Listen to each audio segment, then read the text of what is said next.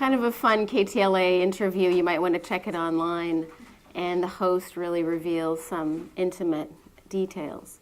So I've had the honor and privilege of being on, ABC News, Fox News, CBS News, Oprah Radio, featured in a 2-page article in Elle magazine, featured in 3 documentary feature films, and so on. Yeah, so what I want to share, this event is really about coaching skills to help yourself and others go from heartbreak to happiness. But a number of people were asking me, give us some little bits on the marketing. So our October event is on marketing, but I want to give you a little marketing juice because you're all in that upbeat frame of mind, and then we're going to take a deeper dive into some coaching skills to help people go from heartbreak to happiness, so you have those tools in your toolkit. But while you're all jazzed with action, let's talk a little about marketing. So I think there are 3 mistakes, and this is going to be just a tiny little taste, just to satisfy those who are like, marketing. So there are 3 marketing mistakes that people very, very commonly make. And the first marketing mistake is not positioning yourself as the go-to expert in a certain field, not choosing a niche and becoming the go-to expert. So Babette is becoming the go-to expert for helping other parents who have children with autism. Karen is a go-to expert also in the arena of autism. Barbara is a go-to expert in the area of near-death experiences. Bryce is a go-to expert in the area of branding. But many people make the mistake of trying to be all things to all people and not choosing a niche to really dominate. So for example, here's what I did to position myself as a go-to expert and what you can do also. So a go-to expert has a book or several. This is my book, Encouraging Words. This is my book, From Heartbreak to Happiness. This is an audiobook, From Heartbreak to Happiness. This is the book, Grief Relief in 30 Minutes. This is the Grief Relief Workbook. This you got all as gifts. This is a CD, business card, postcard. I can mail these out. I hand these out as business cards because business cards are lame.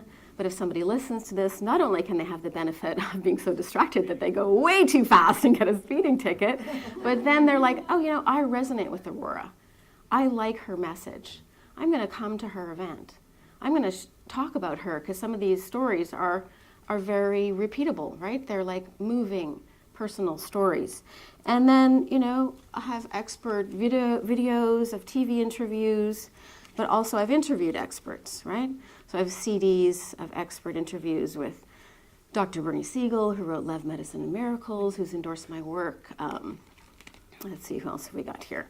Hale Dwoskin, who wrote the Sedona Method, David Allen, who wrote Getting Things Done, Michael Port, and on and on. So anytime I find somebody that I love, which is very often, I'm like, oh, can I interview you? And, when I interview New York Times bestselling authors, my brand gets associated with a New York Times bestselling author. So I'm sharing this with you because this is all doable. You can do this too. So I chose first, my background as a film and television executive producer, and I chose first to become the go-to expert in the arena of grief coaching and training coaches in that arena. Now that's why? Because I could dominate that arena. I am the go-to expert. If you want coach training to help people through grief, I'm it. Okay?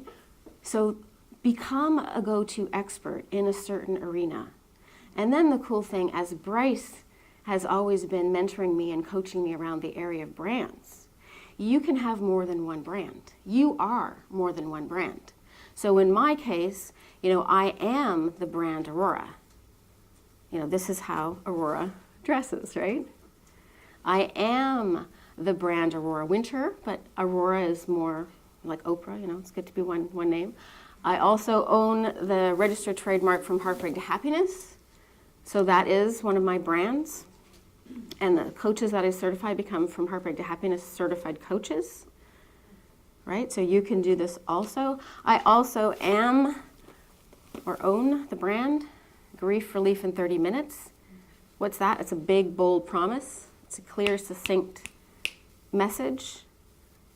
So grief relief in 30 minutes. Think of what big, bold promise you are. Bryce will get into this more tomorrow in the VIP masterminding, because branding is all about, the big, bold promise and, what's your secret sauce. So you can also do this, and also you are more than one brand. So now that I've dominated the grief coach training arena, and I love to help change agents, so now I'm taking a step and going, okay, I am that, I own that niche, got that one down, and now I'm expanding into, well, what is the purpose of training coaches? To me, the purpose of training coaches is to train change agents.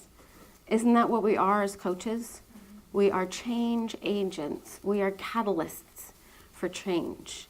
You are the match that lights somebody on fire. You are that tipping point, that comment, that coaching process, that accountability, that holding the bar high. You are the match, and then you can ignite the world. So why I train coaches is to guide people to become that match that ignites both their own passion, but also others. But then the second point is to allow those people who are change agents to be empowered to change the world, which is done through marketing, right? So this is why I'm talking about marketing. It's not enough for you to have the tools that we'll get this weekend, or if you take a deeper dive that you'll get with our coach training, but you also need to be empowered to make the money, to make the impact on an ongoing basis. Okay, so what we've got first marketing mistake many people make is they try to be all things to all people instead of focusing on one niche, dominating it, and then making a move aside. With clarity and distinction, Bryce is all about clarity and distinction around which brand is which at the various times. Okay, so mistake number 2 is not being willing to be authentic and vulnerable. This especially is a marketing mistake that men tend to make because, we train our men to be warriors. And as a warrior, you don't want anybody to see your potential Achilles heel because they could take you down, right? So there is wisdom in that in war. But in the war of marketing, revealing your authentic self, revealing your vulnerability is absolutely essential for you to powerfully be that lighthouse that attracts like-minded people. Like Bryce was a good example yesterday when he was willing to be so vulnerable and share something that he never shares in public. Because I know, most people don't know, but I know and he knows that there is a link between your deepest wound and your largest gift. So when you erase your deepest wound and you don't speak of it, you are not claiming your biggest gift. And when you can comfortably and confidently, with peace in your voice, talk about your deepest wound, you will be a magnet drawing to you other people that you can dramatically impact. Because you are the change they wish to see in their own lives. You are that. That's your being. And so you can be a very powerful match for them. So as an example, I had a successful career. I've had several successful careers. My husband and I, fell in love in college. We didn't have 2 nickels to rub together. I always gave him a hard time because he was $14,000 in debt, and I at least had like $500, in the bank. I had something, but he had a cool car. He's a guy. So anyway, he was working for Xerox as a salesman, which my father thought, salesman? Marketing director. Okay, anyway, that's another story. But later, my father came to ask him a lot of advice about marketing and sales, because unless something gets sold, nothing happens. So he was working at Xerox, I was working at a real estate consulting company doing market feasibility studies for where should they put shopping centers and where should they put, townhouse developments based upon demographics, blah, blah, blah, crunching numbers. But we were so madly in love, as two 20-somethings can be, so we had to start our own business. And we're like, well, what business can we start with no money? Well, he's like, well, I know how to sail. And I'm like, well, I don't, and I'm scared of the water. But anyway, so we realized that we could start a business, a yacht charter business, renting and managing boats owned by other people, because most boats are sitting at the dock almost all the time. and that we could take a management fee, and that we could start that business with almost no money. So that was the story about, we went to this resort on Vancouver Island. It was a Schooner Cove resort. It was a beautiful resort with a lovely marina, and we asked if they would be kind enough to rent us this little tiny, tiny little space that was basically like a landing that had a stairway up to a single hotel room. And that was where we were going to live, in that hotel room, and then walk down the little landing, and there was like, an 8 by 8, if that, a little office and a doorway out. It wasn't intended for that use, obviously. So we were waiting to find out if it was a yes or no, and my fiance, proposed, and he brought out the ring that he had designed, and I'm like, oh. So I said yes, obviously, the rest is history. So from that very humble beginning, we went to our first boat show when we were 2 young kids, and the other people were like, those kids are never going to be back. They're not going to last. And they were almost right. Times got really tough. It was difficult to rent boats and start from nothing. And, we went all the way down to shame and, collected unemployment insurance. My husband got a job, actually, and I was mortified to collect unemployment insurance, but I had worked, so I was entitled to it, but that totally rubbed me the wrong way. But it was kind of like, doing whatever it took.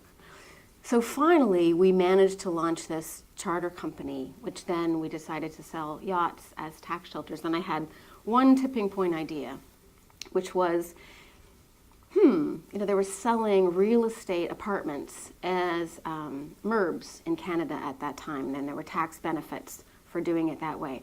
And I asked one good question, which was, I wonder if we could do that with boats. And after investing $20,000, with legal and the accounting, yes, you could do it with boats. And so then we sold yachts as tax shelter investments. People got a 7% investment tax credit. They could write the boat off 33 1/3% per year on a straight line balance. Bottom line, there were a lot of tax savings. And people wanted to buy a boat, and we gave them a good reason to justify it, right? They just wanted the boat, and the final thing was, 5 weeks of sun, fun, and tax shelter, because you could use your boat 10% of the year and still be in integrity with the income tax laws. Most people only use their boat 5 weeks of the year anyway. So because of asking that one good question and marrying something that was happening in a different industry to the yacht sales industry, we grew from 2 kids living in a hotel room with a postage stamp office, collecting unemployment insurance to eat, to the largest yacht sales and charter company in Western Canada with a multi-million-dollar business. We dominated the industry. The seniors, people who said we weren't going to be back, were not back because we didn't leave room for them. And I remember one boat show, we sold $3 million of boats in one weekend. So we went from nothing to phenomenal success by asking, the one good idea. So I had that success, and then later, much later, fast forward, I started I worked as a film and television executive for Atlantis Films, which is Canada's largest feature film and television company. I oversaw 250 hours of programming and a development budget of $1.5 million Canadian. But again, fell in love with another man. This is much later, after my husband had died, who was also in the film business. So we thought, let's start a business together. So we started a film business, and I wrote a business plan with one good idea that raised £2.5 million on the EIS tax shelter scheme, and launched that company, which has gone on to produce 8 films and continues. But we broke up, so I'm doing this. And in that case, the one good idea was, I wonder if it would be possible for us to access both the pockets of Canadian money and the pockets of the European money and Hollywood. And the answer was yes. £2.5 million later, okay, so the power of one good question. Fast forward though, so those were the good times, but when I started in the coaching arena, my life sucked. I had just broken up with this business partner in London, England, And foolishly and very femininely, I just walked away, how we do that. We're like, okay, fine, I'm leaving. You can have everything, basically. Yeah, we've all done that. Seemed like the right thing at the time. And then I had a multi-million-dollar home in Canada that I couldn't sell. And so it was $10,000 a month mortgage I was paying. I had a broken engagement, so I was reeling emotionally from that. I was really devastated or very anxious about selling this house, and had to go into my line of credit to pay that $10,000 a month because I wasn't living there. I was living in Los Angeles. I had, a little earlier, had a miscarriage. My mother had cancer and seemed very touch and go if she was going to live. So this was 2005. Totally sucked. And I had no fiance and no job and big mortgage. So I'm like, okay, I need to do something quick. And I went from 0 to 6 figures as a coach in 6 months, with really the power of the 3 things I'm going to share with you today, and I'll get more into it in October if you join our training. But the one thing I already covered, which was be the go-to expert. So I realized, okay, what do I bring to the table? Well, the only thing I had at that time was this book, From Heartbreak to Happiness, because I didn't think of myself as a coach. I thought of myself as a writer. I'd written lots of screenplays and award-winning screenwriter. And this book is an intimate diary of healing. Not really the best thing to position your coaching practice, but it's what I had, and it had been endorsed by Dr. Wayne Dyer and several other people. And people were already coming to me for support, which I gave for free. But then I'm like, okay, maybe this could be a business. So I started coaching, and I went from 0 to 6 figures in 6 months, and you can too. And why this book launched that business effectively, even though it's not really the first step, that pile is the first step, but this book represents really the second step, that choosing to be vulnerable. So I didn't write this book to launch my coaching business, and it's really just me bleeding on the page. Really, it is. As I was just writing my diary of healing after my husband died. And then later stumbled across the diary and went, oh, wow, this is what I wanted to read, because I wanted to know, should I just shoot myself now and get this over with? Or is this normal? But by choosing to be so vulnerable and really so naked on the page, this was the second powerful move, and you can do this too. This is what I'm talking about. Marketing secret number 2 is choosing to be vulnerable. There's power in that because it drew people to me because I was safe space. I was obviously so okay with my moments of feeling suicidal, with my moments of feeling despair, with my moments of feeling woe is me. I was so okay with that I was willing to share.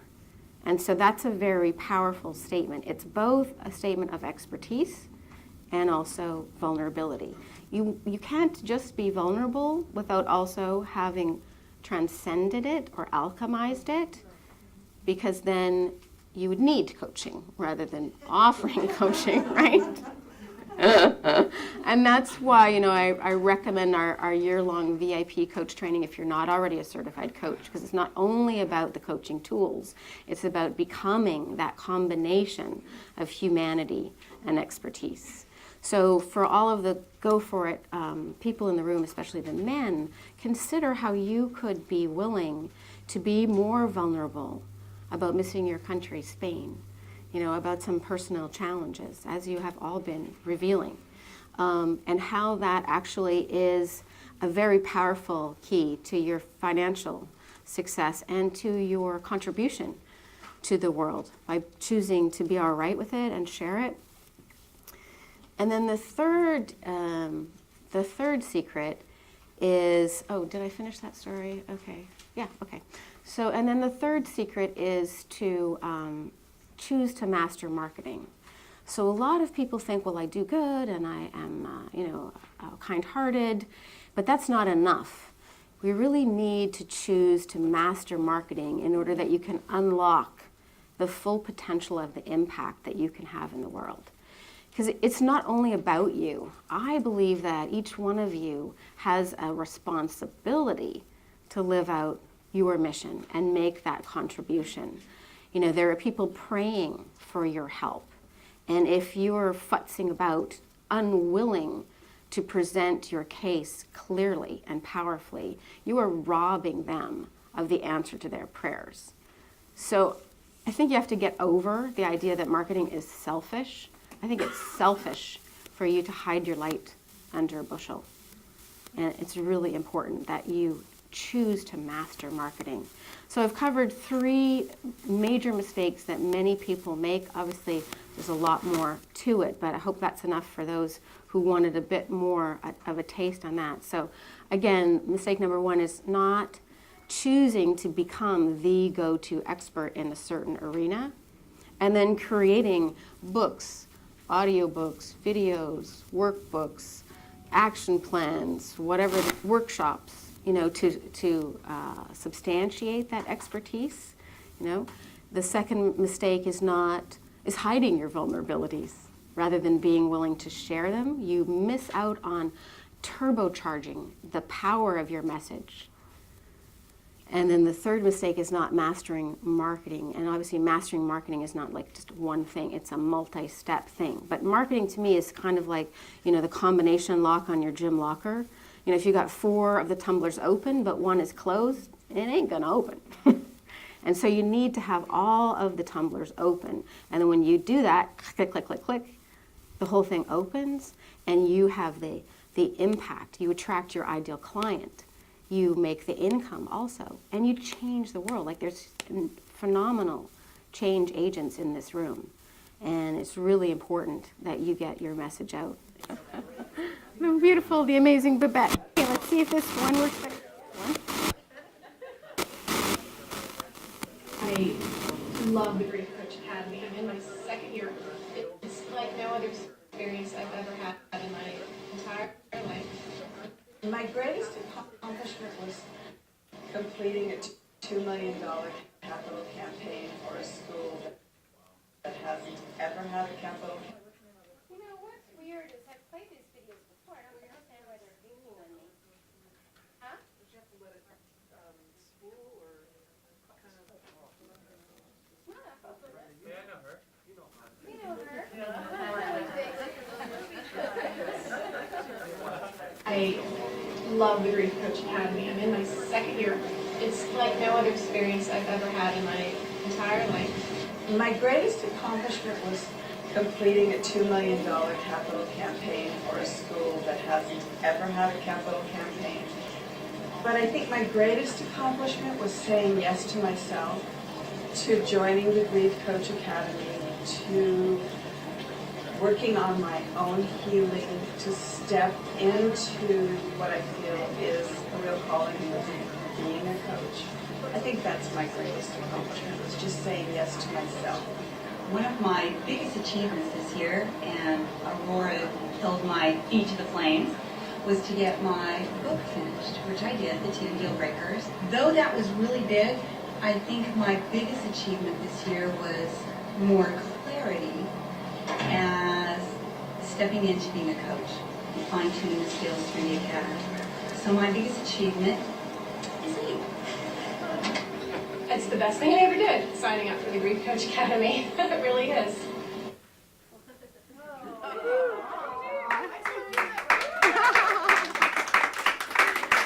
Let's have a mic for Babette. Mic for Babette. Oh, right here.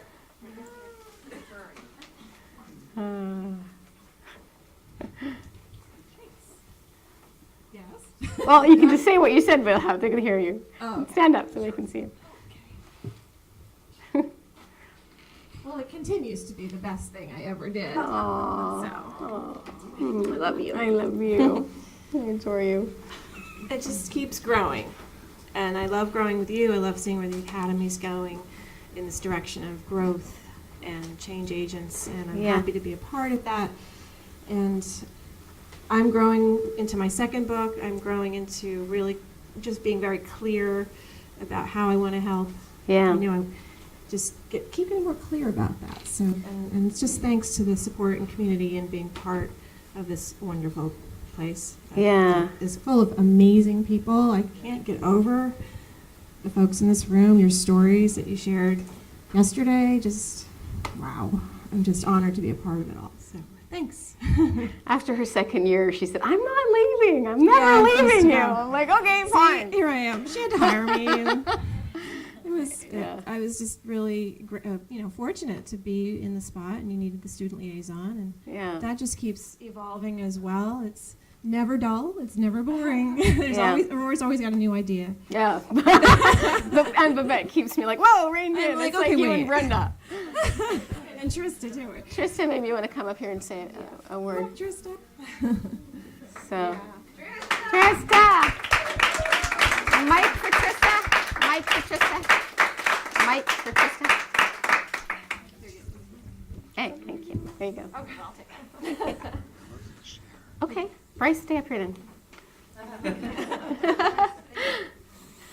So, basically, Babette's been with me almost since the beginning. Anne's been with me since the beginning. Hey, Anne! Anne, woo! You want to come up here too? Have a whole party up here. Trista's been with the Academy for a year, and at the end of her first year, she's like, "I'm not leaving." I'm like, "Okay, fine, we have to find a job for you too." So, do you want to speak about what you achieved in your first year and how you're seeing things unfold now? Clarity. Babette already kind of touched on that, but I really see, just last week I emailed Aurora and Babette and said, "I'm going to be needing some coaching on this." A year ago, when I came into the Grief Coach Academy, book not on my bucket list.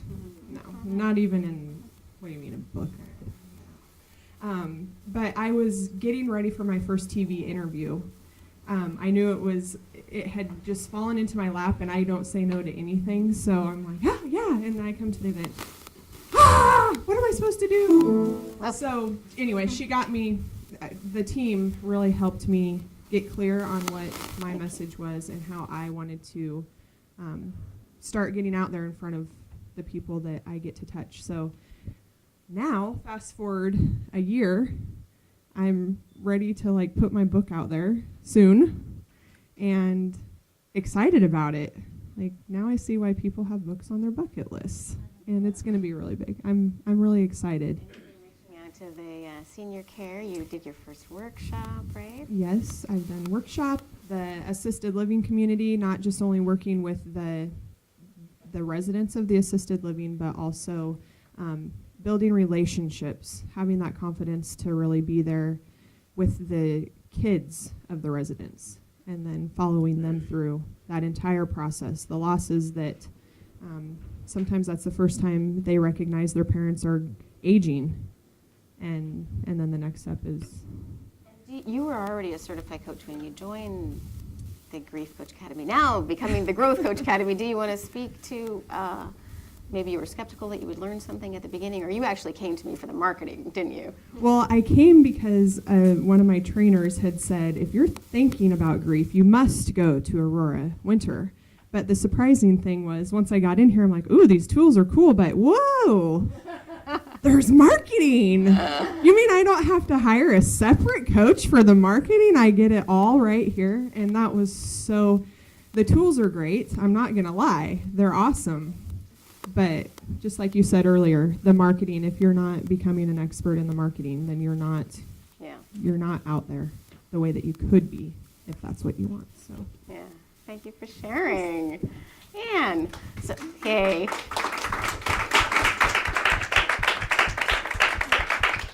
didn't actually plan this. She just said something sort of unfolding here, so I'm putting them all on the spot here. But Anne, I adore this woman.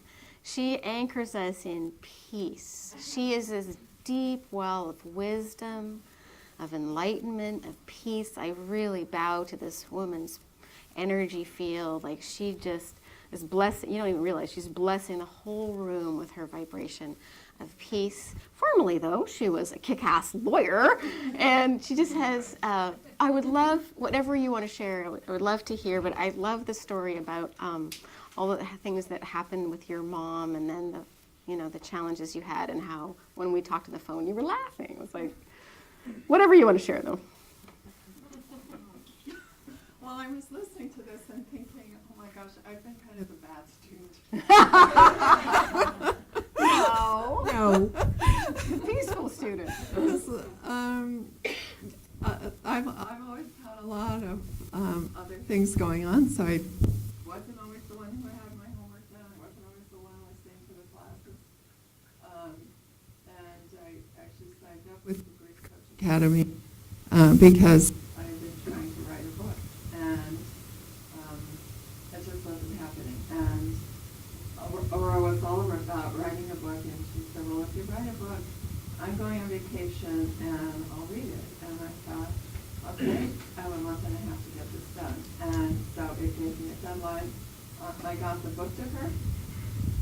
And then as I was getting it ready, I thought, oh my gosh, this is not the book. This is not the book that needs to come out right now. It's another book that I have been working on. And so, sorry.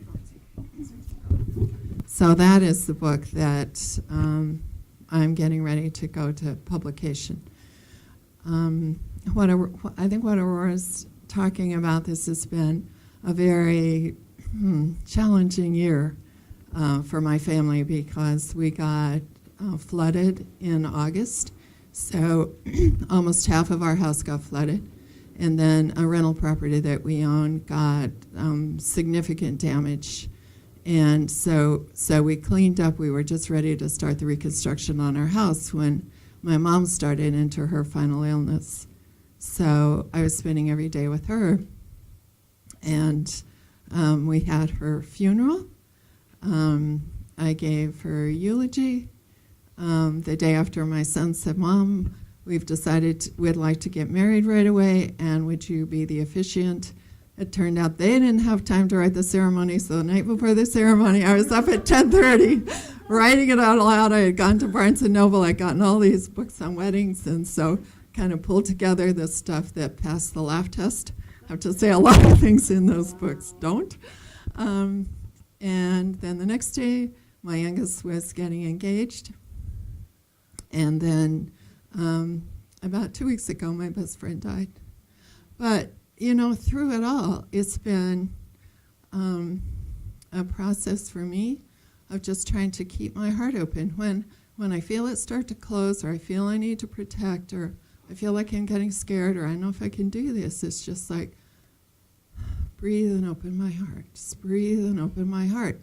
And so really, almost every day, I've been able to enjoy. I've gotten that I may not know what's going to happen, but I have confidence I can handle it. And I think part of it is going through this process with Aurora, through these all exercises of processing grief. I have processed most of the long-term griefs that I had from losing my dad very young. And I don't know. I just know now, whatever comes, I can handle it, and I can enjoy it. I'll find a way to enjoy it. And so, that's my story. She's so understating it. They had this enormous flood. They had to take everything out. There was mud everywhere. There was no hot water. There was no running water. Oh, that's true. We didn't have services. She was laughing. She's understating the story. She's not doing step 2. Be vulnerable. As our neighbors said, we have 3 or 4 weeks of luxury camping with no services, no power, no water, no toilets. The neighborhood put up porta potties. They blew over in the wind. Well, you'll correct me if I get these details a bit wrong, but Anne was sharing with me, as her mother was just about to transition to the other side, Anne was sharing some stories about her mom. And one thing I love to do in honor of somebody who passes is to observe and notice who they are, and then to choose one character trait to say, I'm going to choose that and be that. And your story about your mom, would you share the story about how many people came, like her decision point, and then how many people came to her, I think it was her 90th birthday party? So my mom, my stepdad died when Mom was about 67. And when she was 74, she had a heart attack and had a quadruple bypass. And she said she was lying in the hospital thinking that she wasn't going to make it and thinking about her life. And she felt she had been too afraid her whole life. And that if she made it, she was going to say yes to everything that was presented. Well, there was a younger man, about 6 years younger, who had wanted to date her, and she thought he was too young, but she came out of the hospital thinking, okay, we're going to see where this relationship goes. And he got her into meditation classes, traveling, and so she described the 15 years from what would have been 74 to 90 when he died as the happiest years of her life. And before she had been kind of had migraine headaches, had complained a lot. It was just like making that decision to seize life just totally changed her personality. And so she died. When she died at 96, there were over 300 people at her funeral. And because she just made friends through all these activities, it was amazing. She had her volunteer friends from church. She had her community volunteer friends. She had her yoga group. She had her dance group. She loved to dance. And so that, for me, I think also is just realizing, people say, oh, I'm getting old. I'm in my 70s. I'm like, are you kidding? That started the best section of my mom's life. So when Anne shared that with me, I thought, you know what? I'm going to honor her mom by saying yes to life. And her life, at 74, she said, okay, yes to life. I'm like, yeah. So where can you choose to say yes to life? Wow. Thank you for sharing, Anne. Yay. Oh. Thank you. So on that note, I want to acknowledge you, Aurora. Oh. I think a lot of people think, like people in our family, that you're fearless. Oh. And it really comes out in that point number 2 of the marketing mistakes about being vulnerable. And I actually just wanted to add something onto the point when you were writing from heartbreak to happiness. And it was a diary. It was literally her diary. It did not start out as a book. No. It was not the plan at all. And it was 10 years. We didn't know she kept a diary. She journaled. She always liked writing. But we didn't know what was going on. And at a certain point, it was pretty much ready for becoming a book, I guess. Mm-hmm. And you came to us as the family, and you discussed it with us. Mm-hmm. Do you think that I should do this? Mm-hmm. And it wasn't, yeah, I'm going to publish this thing. It was not that at all. I just want to share that there's been a whole lot of process going on here. Mm-hmm. And as a matter of fact, there was a lot of worry, and there was a lot of concern, and there was a lot of fear. Is this really what I want to do? Do I want to, now that I've bled all over the page, Right. do I want to send these bleeding pages out into the world? Yeah. And there was also permission. Like I mentioned in the book, so Aurora was really respectful, saying, did I mind? I thought, well, I'm not a big part of the book, but if she's willing to put all that stuff out about her life, then who am I to say no? It's a little bit that I'm in there. Mm-hmm. So absolutely, of course, I'm great with that. But are you sure you want to do this, Aurora? Yeah. Mm-hmm. Like once you put this out, you're not be able to take this back. Yeah. I was really not sure because I really honestly felt that 99 people out of 100 would condemn me. But for that one person who is experiencing something similar, whose life might be uplifted, it was worth it. Because I didn't want to airbrush my diary. Because I thought if I took out all the bits where I just want to commit suicide, or I'm just completely despairing and focused on myself, woe is me, if I airbrush it, then somebody could read it and go, well, I can't even grieve right. I would rather them read it and go, she's a basket case, and feel like, well, it's a process. She was a basket case then, and she eventually got her act kind of together. I can do this too. And so, but I'm a Leo. I'm vain. I admit it, right? We're vain, right? Us Leos. And I agonized over it, as Bryce is sharing here. But I just was so clear that I wrote the book with the hypothetical reader of a person, a best friend, just like me, who had lost her husband, and that I was going to die the next day. And the only gift I could give her to really let her know it's normal and natural, and that it's a process, and there's a light at the end of the tunnel. I don't have those words then, would be my diary. So yeah, I did struggle very much, and you helped me. Thank you. So what I wanted to bring out is that you're this amazing mentor to so many people outside of this room as well. Hundreds, you've touched thousands of people, millions, in fact, through media. And you touch me with your prowess as a marketing mentor. Thank you. And I've been in branding for 25 years. Yeah, so it means a lot. Thank you.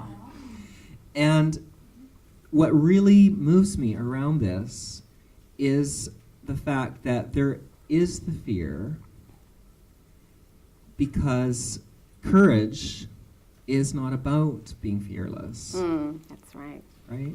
So we know it's actually just about acknowledging the fear and acting anyway. Yeah.